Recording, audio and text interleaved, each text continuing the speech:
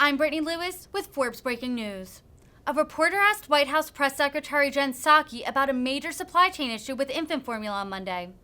Currently, there is a 40% shortage and retailers are limiting how much formula families can buy. Listen to find out what the administration is doing to address the problem. And there is growing concern about a persistent supply issue with infant baby formula. Yeah. There's about a 40% shortage right now.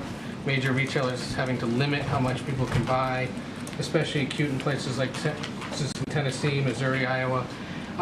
This is partly an FDA issue, but it could be a Biden administration issue. I'm just wondering if you guys are planning on taking any steps to help remedy that. Well, let me first say, as you know, but the FDA issued a recall to ensure that they are meeting their obligation to protect the health of Americans, including babies, who, of course, were receiving or taking this formula, and ensure safe products are available. That's their job. Ensuring the availability of these products is also a priority for the FDA, and they're working around the clock to address any possible shortage. Okay, that is like hearing your voice on the answering machine, which I know that's a very outdated reference, but we've all been there.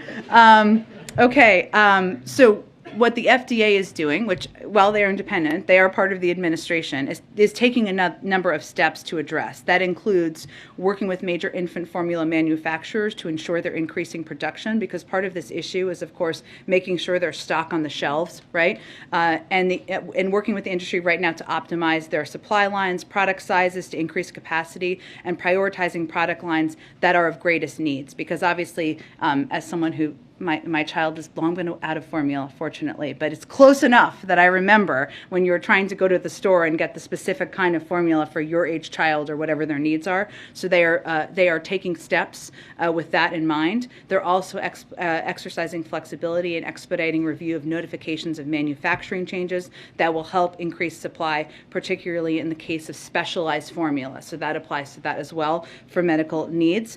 And they're also trying to streamline import entry review processes for already notified infant formula products coming from notified foreign facilities. So what they're trying to do, in the shorthand of it, is increase supply by working with a range of manufacturers and what their capacity is to ensure that the kinds of formula that was recalled is where they're able to help ensure it's on the shelves. It isn't something that's kept in a national stockpile, you know?